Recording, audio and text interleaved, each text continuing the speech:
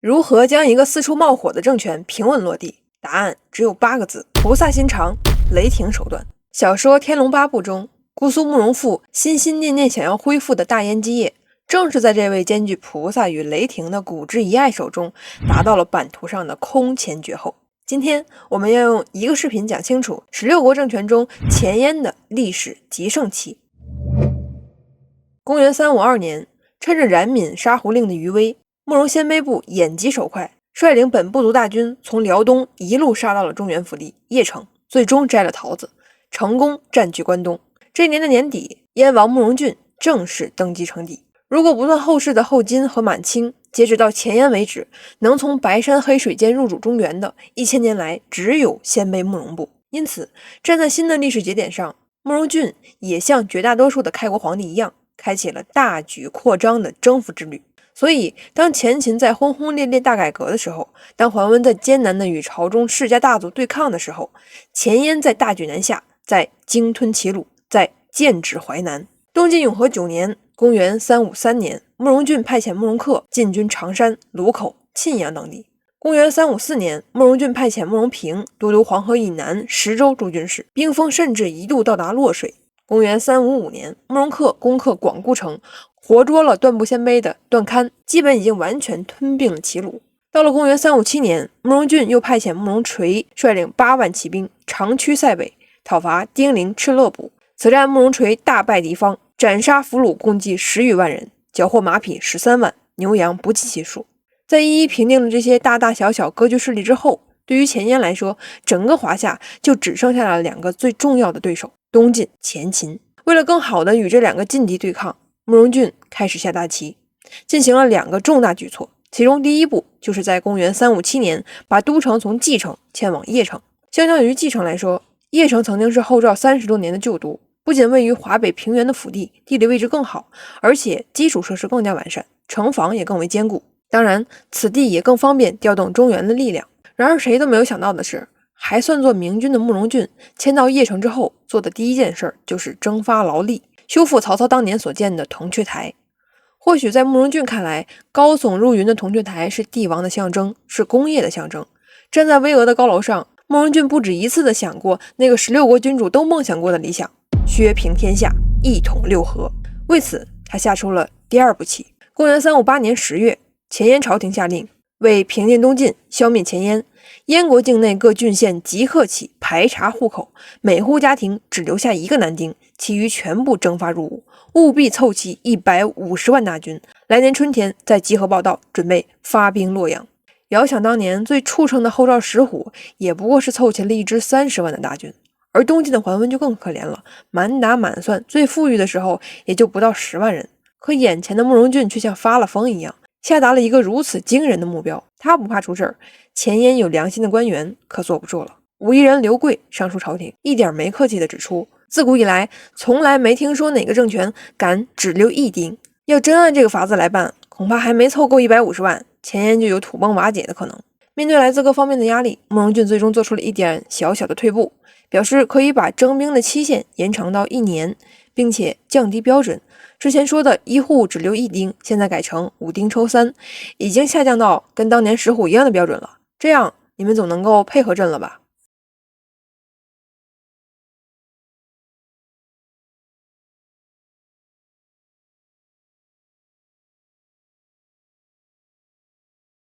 不过话说回来，慕容俊为什么像失了智一样要穷兵黩武呢？其实他是在对这个时代的另外一个难题开火，那就是门阀经济。自东汉以来，土地兼并异常严重，官僚和地主阶级疯狂的扩张，形成了地方上的豪强阶级。豪强又可以凭借着雄厚的财力物力，把那些流民招揽到自己的庄园中，或做佃客，或做宾客。就这样，庄园主成了拥有大量土地、大量人口、大量生产资料的独立国王。西晋覆灭之后，北方基层治理崩溃，这些庄园主又摇身一变，变成了一个个巫堡主，任尔什么政权、什么民族，反正在我这100里土地上，地是我的，人是我的，物质牛马装备也是我的，谁来了都不好使，谁来了都得乖乖的与巫堡主寻求合作。北方的巫堡主在酷烈的战争下明哲保身，而南方的庄园经济因为无人制约，则发展了一种极端疯狂的经济。例如淝水大战的前锋大将谢贤，因病退休之后，回到自己的庄园中生活。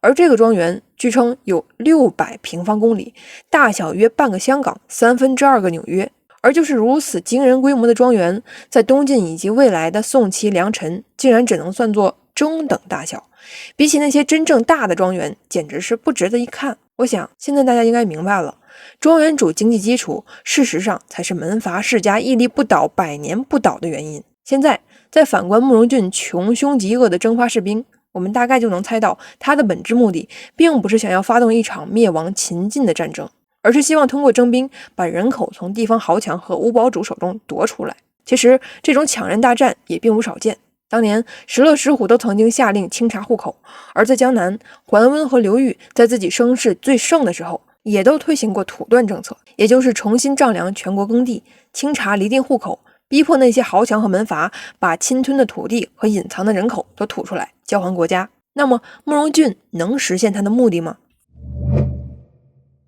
公元359年3月，慕容俊和群臣在邺城喝大酒，又是赋诗又是论史，非常尽兴。兴起之时，大家不知道怎么就聊到了周太子姬晋，慕容俊却突然感愧起来，不自觉地哭了，说道：昔年曹操追痛儿子曹冲早逝，孙权哀悼太子孙登早衰，孤曾以为是他们太爱这个孩子，所以才哀痛无度。谁曾想自景先去世以来，孤的头发竟然已经白了一半了，这才体会到曹孙二人的心情啊！原来慕容俊最早的太子慕容业在3年前去世了。慕容业在时，慕容俊非常的看好他，认为他天资不错，品行也端正，年纪也刚好适合做接班人。只可惜天不假年，慕容业尚未成年就撒手人寰，不得已，慕容俊只好依照次序又立了慕容伟为接班人。一直以来，慕容俊对新立的太子慕容伟始终不太满意，他认为比起前太子总是差了一些，甚至有时候一想起前太子，慕容俊就忍不住的流泪。作为一个封建统治阶级人物，慕容俊的生活并不是人们想象的那样，整天吃香喝辣，颐指气使，为非作歹。相反，越是这种开国领袖，他们的日子在某种程度上来说就越难熬。在天下层面，慕容俊有一个灭晋灭秦、平定海内的遥不可及的梦想，这个梦想时时激励着他，又时时压迫着他。在国内政局当中，他一方面要磨刀霍霍，张牙舞爪地向地方豪强开刀，与此同时又要苦心孤诣、小心翼翼地防止地主、权贵、宗室和其他胡人造反。等到回到家中，前太子的早逝又让他痛心不已，而现太子的不才又让他忧心忡忡。就在这种日复一日的压力和思虑之下，人世间的苦楚投射到了梦中。有天晚上，慕容俊梦到了一个老伙计石虎，在梦里，石虎发了疯一样的在咬他的胳膊，那个场景又吓人又恶心又忌讳。慕容俊醒来非常生气，心想石虎这个东西已经死了快10年了，我入主中原已经5、6年了，他竟然还敢吓唬我。因此愤怒的慕容俊立刻下令发石虎的棺椁，我要毁他的尸。然而有意思的是，人们在石虎的官方陵墓里只找到了一个空空如也的棺材，并没有尸身。当然了，慕容俊肯定不会善罢甘休，于是他又发了全国悬赏令，表示自己要收购石虎的尸体，谁要是能提供线索，赏赐100金。果然重赏之下必有石虎。不久之后，一个曾经的后赵宫女帮人们在东明关找到了石虎的尸身。等他被挖出来的时候，尸体竟然还没有腐烂。一看到这个曾经最可怕的对手，慕容俊心里的邪火无名的冒了3丈。他将治国以来所有的愤怒、恐慌、疲惫、忧虑都发泄到了石虎身上。他踩着石虎的尸体，恶狠狠地骂道：死虎鬼，竟然敢在这儿吓唬活天子！随后拿起马鞭，狠狠地鞭笞石虎，一直打到自己筋疲力尽，慕容俊才算作罢。最后他命人将石虎的尸体扔到漳水里，任其被野兽鱼虫吞噬了拉倒。不过鞭笞石虎只是慕容俊的一个小插曲，真正影响历史走向的是，在鞭笞事件之后不久，慕容俊就病倒了。公元359年12月17日，燕国皇帝慕容俊突然病危，大司马慕容恪紧急进宫面圣，聆听遗言。至此，我们本集的主人公慕容恪终于上线了。慕容恪是前王慕容晃的第4子，也就是现任皇帝慕容俊的4弟。据史料记载，慕容恪从小就严谨稳重，气量过人，风度不凡。不过由于母亲高氏在宫中不得宠，幼年的时候慕容恪并没有受到父亲太多的关注。慕容恪在15岁的时候就长到了8尺7寸，如果按照晋朝1尺24.5厘米来算，小伙慕容恪有2.1米之高，可以说是物理意义上的鹤立鸡群了。不过这好像是他们老慕容家的特色。慕容恪的爷爷慕容伟身高8尺，父亲慕容晃身高7尺8，二哥慕容俊就是现任皇帝，身高8尺2，未来的后燕皇帝战神慕容垂身高7尺7寸，真可谓是全家都是高手。慕容恪不仅身材魁梧高大，性格沉稳坚毅，他还对治理国家颇有见地。慕容晃偶然一次与之交谈，便对慕容恪的才能感到惊讶，于是开始重点培养这个老四，还允许他率领一支部队跟在自己身旁南征北战。而后年纪轻轻的慕容恪又展现出了超乎常人的军事才能，他思维灵活又手段老辣，擅长骑策又深沉厚重。老父亲慕容晃一看，啥也不用说了，这就是下一代里拱卫慕容家江山最得力的助手了。随后便下令让慕容恪独当一面，委派其镇守辽东。再往后便是慕容恪灭后赵残党，实战失败却绝地反击活捉冉闵的历程了。之前我们在慕容崛起的视频中讲过了，在此不做赘述。如今病榻上的皇帝慕容俊自知时日无多，他也就不再客气了，非常坦诚地跟慕容恪说：兄弟啊，我怕是不行了。现在秦晋未灭，景茂年幼，国家正值多难之秋，我怕他担不起这个重任，我想把江山社稷托付给你，你看怎么样？慕容恪一听头都大了，赶紧拒绝说：太子虽然年幼，但是天纵英明，将来一定能君临天下。臣是什么人，何能感激于君王大位？这个时候慕容俊不开心了，突然发怒道：兄弟之间你别跟我打官腔了，有什么就说什么。在一阵沉默之后，慕容恪缓缓地说：如果陛下真的觉得我能够承担大任，那我做辅政大臣，辅佐太子成为一代明君，岂不是更合适吗？听完这话，刚才还在发怒的慕容俊又突然喜了起来，说道：如果由你来行周公之事，那我还有什么可忧虑的呢？说到这儿，咱们可以小小的停顿一下。其实慕容俊对兄弟慕容恪的这番姿态，跟当年刘备白帝城托孤基本上如出一辙。慕容俊先说什么幼子不才，彼可取而代之，又表现出所谓的先怒后喜，这一切的一切只不过是在表演，是在试探慕容恪。无论怎么讲，对于一个濒死的帝王来说，年幼的孩子实在是让人放心不下呀。在确定了慕容恪为托孤大臣之后，慕容俊又强撑着举行了一次阅兵。公元360年正月20，慕容俊拖着最后一口气登上了邺城城楼，亲眼看了一下他从豪强手中夺出来的100万大军。或许他在想，这场跟吴堡主的抢人大战也许已经取得阶段性的胜利了吧。但是人生不如意之事十之八九，阅兵后的第2天，慕容俊病情突然加重。正月21日下午，慕容俊病逝，时年42岁，在位12年，谥号为燕景昭皇帝。慕容俊带着他对豪强的忧虑，对汉人的畏惧，对幼子的不放心和对未竟之业的遗憾，永远的走了。但历史并不会因为某个人的离开而稍稍迟缓脚步。自古以来，权力交接的关键时刻都是最容易闹事儿的时候，前燕当然也不例外。慕容俊前脚刚刚去世，后脚就有搅屎棍开始作妖了。按照遗诏，太宰慕容恪、太傅慕容平、太师慕于根、太保杨务为新帝的辅政大臣。然而还没有等到慕容俊下葬，太师慕于根就跳了出来，准备阴谋夺权了。慕于这个姓氏跟慕容什么关系？目前说法不一，有的认为两家本来就是一家，是记载上有了错误才讹传成了慕于，还有的说两家祖上是一家，分家之后才有了慕容、慕于的区别。但无论怎么说，慕于根确实是前燕的核心班底之一。早年间，无论是在关外对其他民族的斗争，还是入关的时候与后赵冉闵的战斗，都曾经见到慕于根挥洒青春的身影。等到成为辅政大臣之后，慕于根觉得自己才是这个国家功劳最大的人，慕容恪什么的根本不够资格。但是贸然直接对慕容恪下手，又恐怕招致朝野的非议与急火，那怎么办呢？就在慕于根上蹿下跳想作乱而不得的时候，太后可族浑氏登上了历史舞台。可族浑氏如同很多胡人政权一样，是个强势的太后，她岌岌可求的就是插手国家政务，实现自己的意志。因此慕于根便抓住了这个机会，打算借助可族浑氏把水搅浑。有一天晚上，慕于根跟慕容恪喝酒，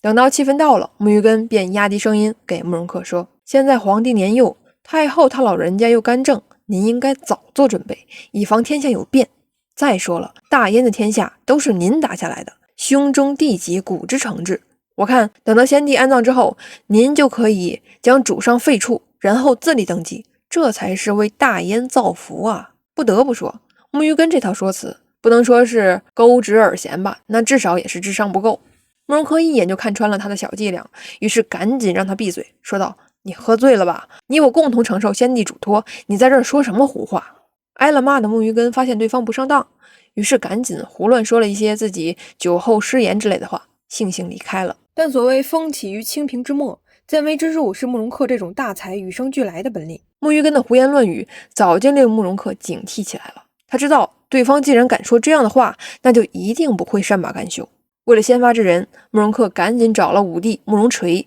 就木鱼根的混账行为商议对策。慕容垂是一如既往的人狠话不多，当即表示应该提前动手杀了木鱼根，以绝后患。慕容恪听完心里已经有了主意，不过为了稳定大局，他决定还是再等等看。于是便跟慕容垂说，先帝刚刚去世，秦晋还虎视眈眈，如果现在辅政大臣开始火并，我怕局势会就此动荡。这样吧，咱们先稳住，观望一番。另外一边，眼见慕容恪不上套，木鱼根一计不成，又生一计。他又找到了一部分禁军将领，与他们结成了一个所谓的篡位联盟，准备找机会杀了慕容恪、慕容平，然后自己直接篡位当皇帝。禁军这边部署完，木鱼根又跑到太后可族浑氏面前，连骗带吓唬的说：“太后啊，太宰慕容恪、太傅慕容平包藏祸心，准备把皇帝和您都废掉。现在请您下诏，允许我率领禁军诛杀他们，以安定社稷。”可族浑氏一听这话，吓得魂飞魄散，当即就要答应木鱼根。关键时刻，小皇帝慕容伟给太后说：“太宰、太傅国之重臣，先帝倚重他们，才令他们托孤。我想他们应该不是祸国乱政的人。再说了，我们又怎么能知道是否是太傅木鱼根胡说八道，意图作乱呢？”经过儿子的提醒，可族浑氏可算是回过味儿来了，于是随便找了个理由拒绝了木鱼根，将他打发走了。当然了，木鱼根肯定还是不死心。又过了几天，他又搜肠刮肚的找了一个返回关外的说辞，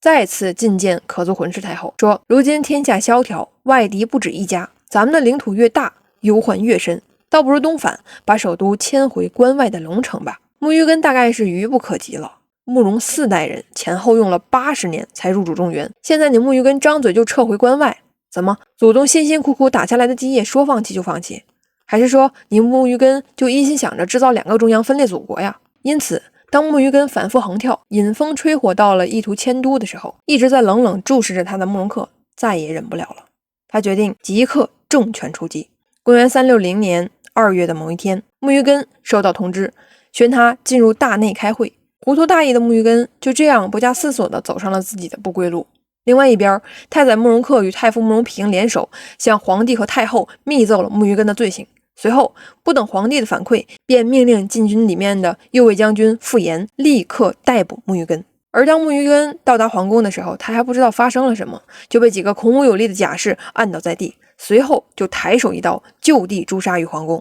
与此同时，木鱼根在府里的老婆、孩子、门徒、同党也一并收监，最后全部在东市斩首。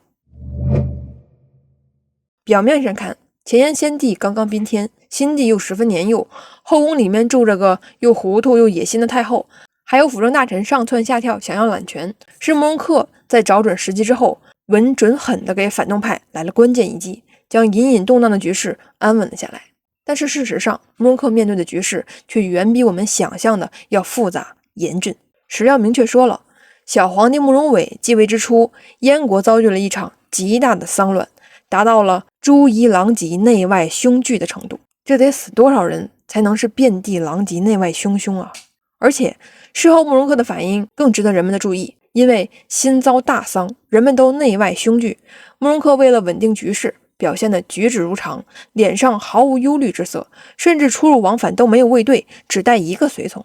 有人就劝慕容恪，要他做好个人的安保工作。慕容恪反而语重心长地说，现在满朝上下都惊慌失措，要是我再稳不住，那大家还能依仗谁呢？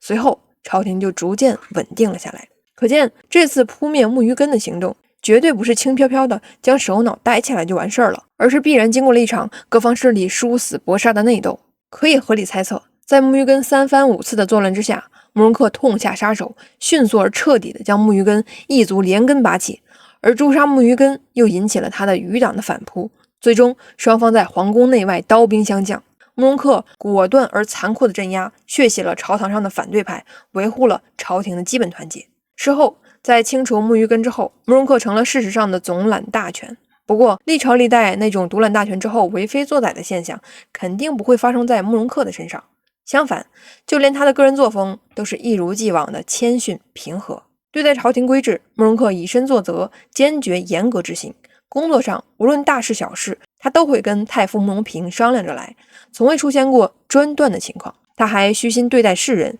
低下姿态去咨询治国良策。凡是发现有才能的人，总是会不拘一格地选才受任。燕国的官僚系统各居其位，各司其职，整体上可称得上是倾诉。倘若官属朝臣有所过失，慕容恪也不会公开宣布让人下不来台，而是根据情况把犯错的家伙换个岗位工作，变相的敲打以示惩罚，并且被调整后待遇职级并不会降低。虽然处罚不重，但受罚之人都极为惭愧。若再有类似的过失，都不用等到慕容恪来处理，同僚伙伴们之间都会互相责备，说你又想让慕容公给你调换岗位啊。此外，由于前任皇帝慕容俊从全国各地征调的百万士兵，他们到了邺城成天没事干，有的惊扰百姓，有的擅自逃散，有的为祸地方。据此，慕容恪调动部队，任命吴王慕容垂带兵南下，镇守梁国黎台，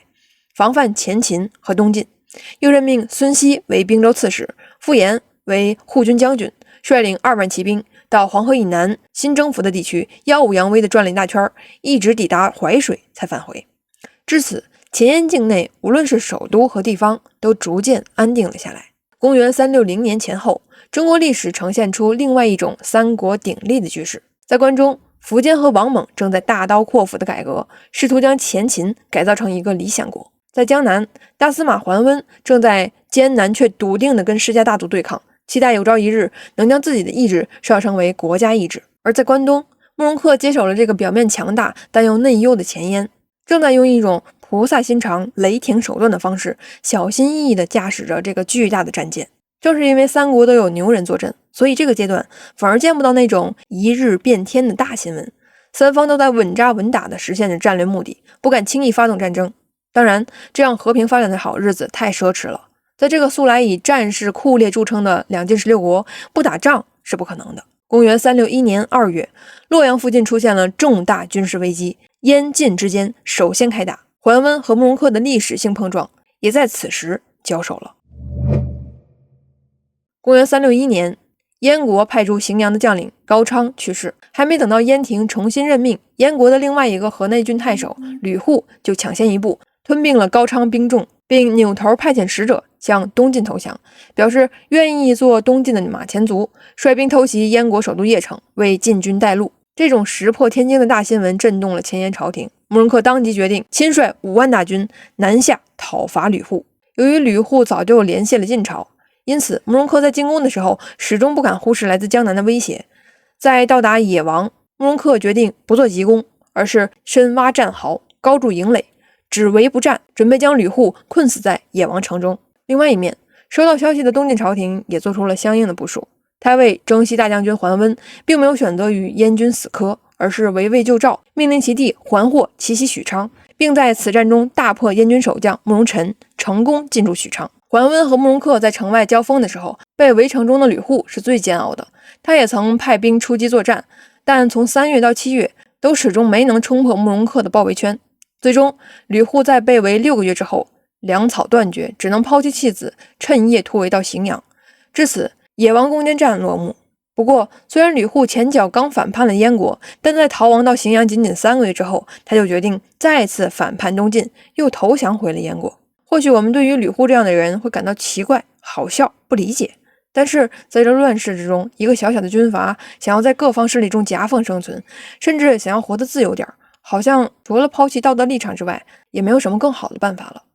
不过，对于慕容恪来说，吕护这种野生军阀的反叛，只能算是一个借选之计，而野王荥阳、许昌围绕的那个中心洛阳，才是整个黄河南北最大的心头之患。当初自石虎死后，东晋曾经发动过4次北伐，虽然效果一般，但也取得了一定的成效。比如洛阳就在桓温2次北伐之后，由东晋方面实际控制。对于前燕来说，只要洛阳还在东晋手中，那么江南方面就可以随时依托此地进攻外围的许昌、荥阳、野王，甚至可以出其不意直扑邺城。毕竟两地之间的距离只有短短的600-700里，所以只要不拿下洛阳，整个黄河沿岸就永远不会太平，周边的地方长官也始终会蠢蠢欲动，前燕的统治也就不可能有所安宁。公元362年正月，前燕豫州刺史孙兴上书说，东晋将领陈佑镇守洛阳，他手下只有老弱残兵1000余人，不堪一击，咱们打洛阳吧。至此，慕容恪终于下决定南下夺取洛阳。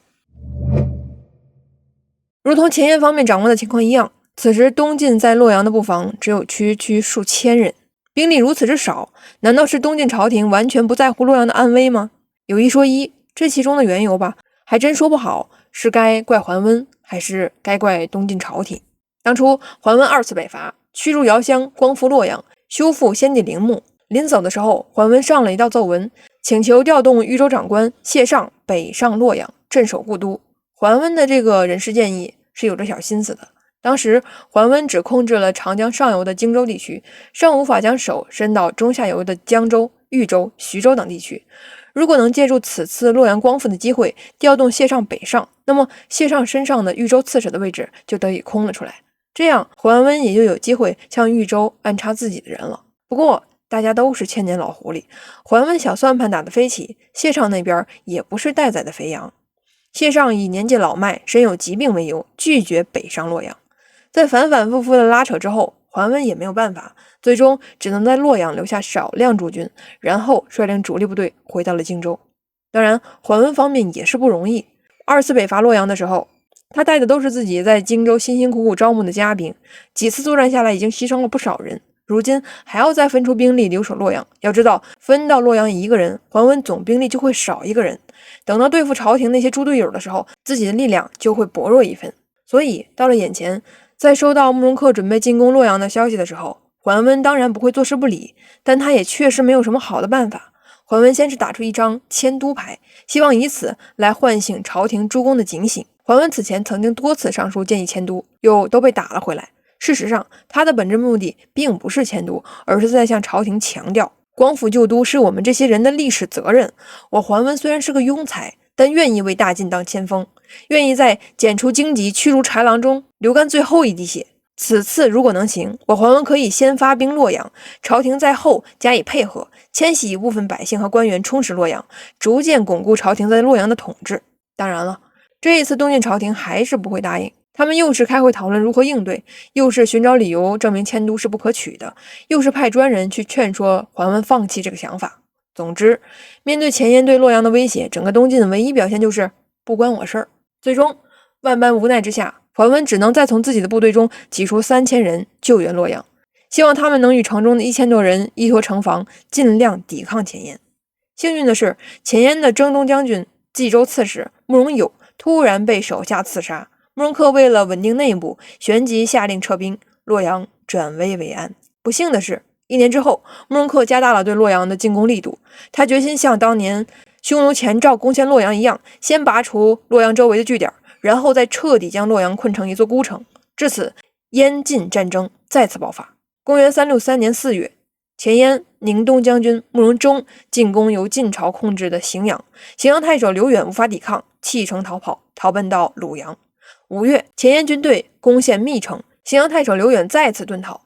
逃奔到了湖北江陵。10月，前燕镇南将军慕容辰进攻晋国陈留，与之对应的，晋朝汝南太守朱彬乘虚偷袭许昌，又将许昌从前燕手中夺了回来，算是这场争夺战中唯一让人开心的新闻。转过年来，公元364年2月，前燕太傅慕容平亲自出马，率军巡视黄河以南地区。到了4月，前燕龙骧将军李弘攻打许昌、汝南地区，此战晋军大败，颍川太守李福战死，汝南太守朱彬逃奔寿阳，陈郡太守朱府退守彭城。至此，许昌再次被前燕方面攻下，桓温在荆州的主力与洛阳之间的水陆通道全部被切断，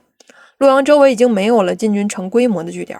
与此同时，慕容恪又派专人去招抚洛阳周边大大小小的物堡主，彻底使洛阳变成了一座孤城。到了公元365年2月，太宰慕容恪吴王慕容垂又亲临洛阳城下，亲自指挥对洛阳的最后一击。此时，前燕4位托孤大臣，除了汉人吉祥物太保杨务以外，其余3人已经全部集结于洛阳战场。当然，这场战斗并非想象中的惊天动地。前燕投入数万步骑兵，围困只有3000人的洛阳，其过程就像泰山压顶一般，摧枯拉朽，顺势而为。总共10多天之后，3月，洛阳城破，守将被俘，桓温2次北伐的所有成果全部付诸东流。由此可见，东晋方面之所以能够在2次北伐后占据洛阳数年，并不是因为晋军多么的善于防守，而是因为敌人没动真格的。等到慕容恪、慕容垂这种级别的人物下定了作战决心，洛阳绝非一个离心离德的东晋能够守住的。另外一面，拿到洛阳之后，慕容恪并没有稍作停留，而是继续挥师西进，借着洛阳这个大跳板开始威逼前秦，成功夺取了小谷、渑池等地。前秦方面对慕容恪的行动感到大为震动，大秦天王苻坚不得不把手头的工作一股脑的全部丢给了王猛，然后亲自率军奔赴陕城驻扎，以防备慕容恪乘胜西进。随后，慕容恪任命左中郎将慕容柱为洛州刺史，镇守洛阳京庸城，任命吴王慕容垂为都督黄河南北10州诸军事、征南大将军、荆州牧，配备兵力1万，镇守鲁阳。将宗室当中最能打的将领慕容垂镇守于与敌国一线接触的河洛地区。显而易见，在慕容恪的设想当中，正是与秦晋开展灭国大战，统一华夏已经摆上了前燕的议事日程。或许他要接过先王慕容俊的遗志，试图将鲜卑人塑造成第一个定鼎华夏的胡人政权。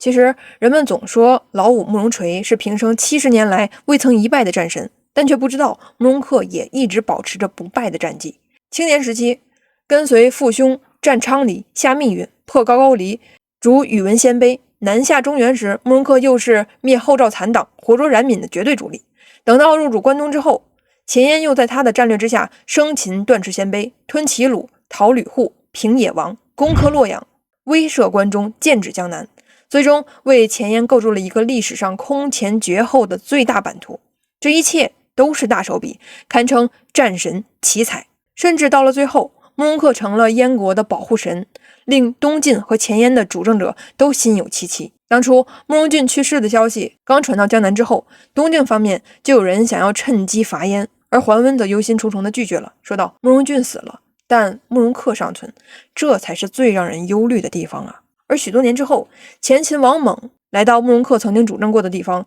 见到治理和谐，法令严明，百姓乐业，不由得感慨说道：慕容恪真奇士也，可谓古之遗爱矣。然而再伟大的人物也逃不过生老病死的诅咒，古之遗爱慕容恪最终也只能遗留那些故事和传说在人间。公元367年5月，时年只有47岁的前燕太宰慕容恪病重，皇帝慕容伟亲临病榻前聆听遗言。而另外一边，收到消息的东晋桓温和前秦王猛则准备等慕容恪一死就向前燕开刀，他们2人会分别发动2场战争，一个叫桓温3次北伐，一个叫王猛灭燕战争。